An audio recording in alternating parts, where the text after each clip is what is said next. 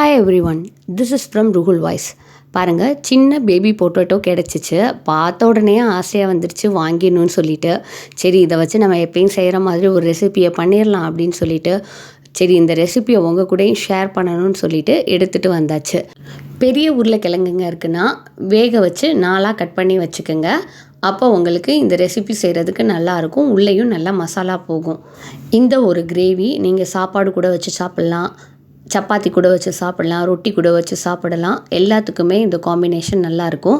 நல்லா ஃப்ரை பண்ணுற அளவுக்கு எண்ணெய் எடுத்துக்கோங்க. கடலெண்ணெய் எடுத்துருக்கிறதுனால அதில் இருக்கிற மணம் போகிற அளவுக்கு சூடு பண்ணிக்கணும். இந்த உருளைக்கிழங்குகளை கொஞ்சம் உப்பு போட்டு வேக வச்சு உரித்து வச்சுக்கோங்க. ஒரு கப் அளவுக்கு வரும். இதை நல்லா டீப் ஃப்ரை பண்ணுற அளவுக்கு எண்ணெய் தேவை. ஆனால் நான் இங்கே ஒரு 80 ml மட்டும்தான் எடுத்தேன். ஏன்னாக்கா திரும்ப திரும்ப ஆயிலை ஹீட் பண்ணக்கூடாது. நம்ம ஒன்றும் ஹோட்டல் வச்சு நடத்தலை, திரும்ப அதை வேறு ஒரு டிஷ்ஷில் போட்டு சமைக்கிறதுக்காக நம்ம வீட்டில் தான் ப்ரப்போஸ்க்காக நம்ம பண்ணுறோம். பாருங்கள், நல்லா ஃப்ரை பண்ணி எடுத்துக்கணும். எவ்வளோ கிறிஸ்பியாக நீங்கள் ஃப்ரை பண்ணுறீங்களோ அவ்வளோ நல்லாயிருக்கும். உருளைக்கிழங்குகள் கரையாமல் நிற்கும்.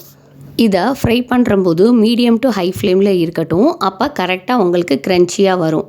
ரொம்ப க்ரன்ச்சியாக வராது, உள்ளே சாஃப்டாக இருக்கும், மேலே கொஞ்சம் கரக்கரண்டு தெரியும். இதை எந்த கிண்ணத்தில் நீங்கள் தோல் உரித்து வச்சுருந்தீங்களோ அதே கிண்ணத்தில் எடுத்து வச்சுக்கோங்க. இப்போ நம்ம இதுக்கு தேவையான மசாலா ரெடி பண்ணணும். அதுக்கு நம்மளுக்கு இவ்வளோ எண்ணெய் தேவையில்லை. ஸோ குழிக்கரண்டி ஹெல்ப்பால் குழிக்கரண்டியை பயன்படுத்துகிற போது பார்த்துக்குங்க, அதில் தண்ணி இல்லாத மாதிரி. அப்போது உங்கள் மேலே எண்ணெய் விழுகாமல் இருக்கும். ஏன்னா எண்ணெய் சூடாக இருக்குது. ஸோ பாருங்கள், நான் இப்போ வறுத்து தனியாக எடுத்து வச்சாச்சு. எண்ணெயை நல்லா நான் வடிகட்டி எடுத்தேன். குழிக்கரண்டி காஞ்சிருக்கணுங்க, அந்த மாதிரி ஸ்டேஜில் எடுங்க. நான் ஒரு கப்பில் எடுத்து இந்த எண்ணெயெல்லாம் எடுத்து வச்சிடுறேன். ஏன்னா நான் இப்போ வெங்காயம் தக்காளி தாளிக்க போகிறேன். ஒரு வெங்காயம், 2 தக்காளி. தக்காளி புளிப்பாக இருக்குது. இதுக்கு நான் தயிரோ முந்திரியோ எதுவுமே யூஸ் பண்ண போகிறதில்ல. ஆனாலும் இது ஷாயி தம் ஆலு ரெசிபி தான். தம் ஆலுனா இப்படி தாங்க இருக்கணும். நீங்கள் சாப்பிட்டீங்கன்னா உங்கள் வாயில் சும்மா இந்த ஜீரகம் டிஸ்டர்ப் பண்ணுறது சும்மா வரக்கூடாது. எப்போயாவது வந்தால் அதை ருசித்து சாப்பிடலாம். அடிக்கடி வந்தால் நம்மளுக்கு நல்லாவே இருக்காதுங்க. ஸோ நீங்கள் இந்த மாதிரி ஒரு தடவை ட்ரை பண்ணி பாருங்கள். சூப்பர்னு நீங்களே கமெண்ட் பண்ணுவீங்க. பாருங்கள், ஒரே ஒரு பெரிய வெங்காயம் எடுத்தேன். அதை நல்லா கையாலேயே அப்போயே நான் கட் பண்ணி போட்டுட்டேன். இதுக்காக நான் போர்டு எடுக்கலை, தனித்தனியாக எதுவுமே பண்ணலை. ஒரே ஒரு பச்சை மிளகா எல்லாத்தையும் இப்போ நம்ம என்ன பண்ண போகிறோம்னா, இதை லோ ஃப்ளேமில் நம்ம ஃப்ரை பண்ணணும். ஏன்னா இந்த மசாலா எல்லாத்தையும் நம்ம என்ன பண்ண போகிறோம்னா மிக்சியில் போட்டு நல்லா சாஃப்டாக பேஸ்ட் பண்ண போகிறோம். எடுத்துருக்கிற தக்காளியும் நார்மல் சைஸ் தான், சின்னதாக தான் எடுத்திருக்கேன். சைடில் இருக்கிற காம்பு பகுதியில் இருக்கிற கெட்டியான பகுதியெல்லாம் நீக்கிட்டு என்ன பண்ணுங்கள், நீங்கள் போட்டு பெருசாக நறுக்குனாலே போதும். ஏன்னா நம்ம தான் பேஸ்ட் தான் பண்ண போகிறோம்.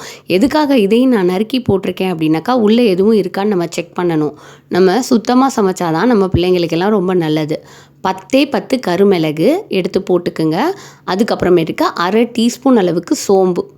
இது எல்லாத்தையும் போட்டு திரும்ப எண்ணெயில் போடுற மாதிரி பார்த்துக்குங்க நீங்கள் மோஸ்ட் ப்ராபபிளி. அப்போ அது ஃப்ரை ஆகிறதுக்கு நிறைய சான்சஸ் இருக்குது.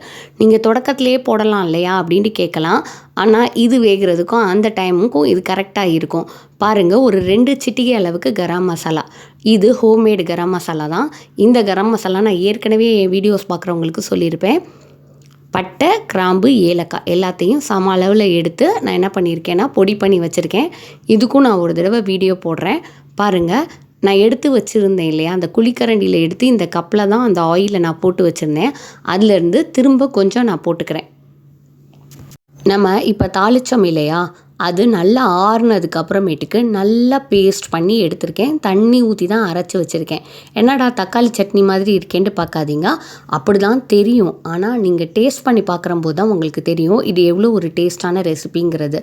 பாருங்கள், ஒரு அரை டீஸ்பூனுக்கும் கம்மியான அளவில் நார்மல் மிளகாத்தூள் நான் போட்டிருக்கேன். ஏன்னாக்கா நான் இங்கே காஷ்மீரி மிளகாத்தூள் யூஸ் பண்ண போகிறேன் தாளிப்புக்கு.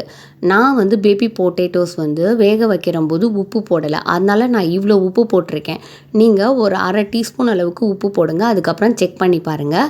இது வறுத்து அரைச்சி வச்ச ஜீரகத்தூள் அரை டீஸ்பூனுக்கும் கம்மியாக போடுங்க. ஏன்னா நான் 300 கிராம் தான் எடுத்திருக்கேன். நீங்கள் அரை டீஸ்பூனுங்கிறது அரை கிலோவுக்கு கரெக்டாக இருக்கும். பாருங்கள். அதுக்கப்புறமேட்டுக்கு 1/4 டீஸ்பூன் அளவுக்கு இஞ்சி பேஸ்ட். இப்போ நீங்கள் இஞ்சி துருவுனது கூட போடலாம், அதெல்லாம் வாயில் வரும். ஸோ நீங்கள் பேஸ்ட்டே போட்டுருங்க, அப்போ தான் பிள்ளைங்க ருசித்து சாப்பிடுவாங்க. இப்போ இதெல்லாம் கொஞ்சம் நல்லா வேகணும். அதுக்கு முன்னாடி நம்ம என்ன, இதெல்லாம் உருளைக்கிழங்குகளை வறுத்து வச்சுருந்தோம் இல்லையா, அந்த உருளைக்கிழங்குகளையும் இதில் சேர்த்து நீங்கள் வேக விடுங்க. கடைசியில் கொஞ்சம் நேரம் திக் பேஸ்ட் மாதிரி ஆனதுக்கப்புறமேட்டுக்கு நீங்கள் என்ன பண்ணுங்கள், வீட்டிலையே பொடி பண்ணி வச்ச வெந்தயம் கீரை இருந்துச்சுன்னா அந்த கீரையை நீங்கள் கையில் நசுக்கி போடுங்க. இலைகள் எல்லாம் பொடியாயிரும். காம்பு பகுதி இருந்துச்சுன்னா அது முழுசாகவே இருக்கும், அதை தூர போட்டுருங்க.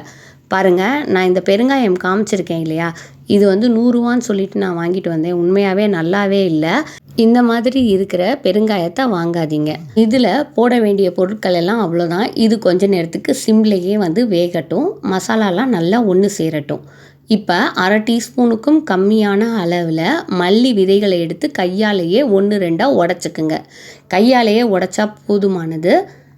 பக்கத்திலேயே ஒரு 3 சிட்டிகை அளவுக்கு பெருங்காயத்தை எடுத்து வச்சுருக்கேன். அது மட்டும் இல்லாமல் ஒரு 1/2 டீஸ்பூன் அளவுக்கு காஷ்மீரி மிளகாத்தூள்.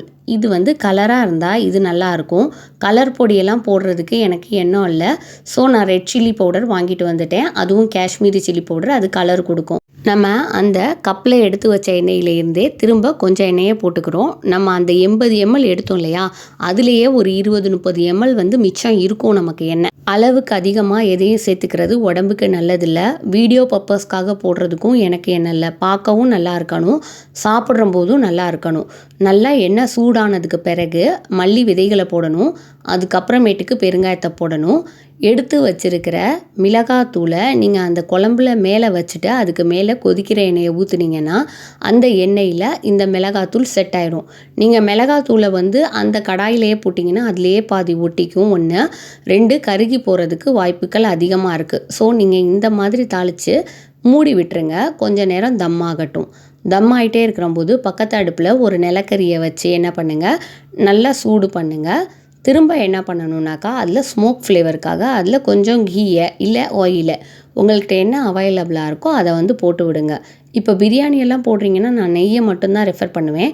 இப்போ நீங்கள் அதிலேருந்தே ஒரு 2 ட்ராப் ஆயிலை கூட நீங்கள் போட்டு விடலாம். 2வது, என்கிட்ட நல்ல பியூரான நெய் இல்லை. ஸோ நான் என்ன பண்ணேன்னா இந்த எண்ணெயை வச்சே நான் ஸ்மோக் கொடுத்துட்டேன்.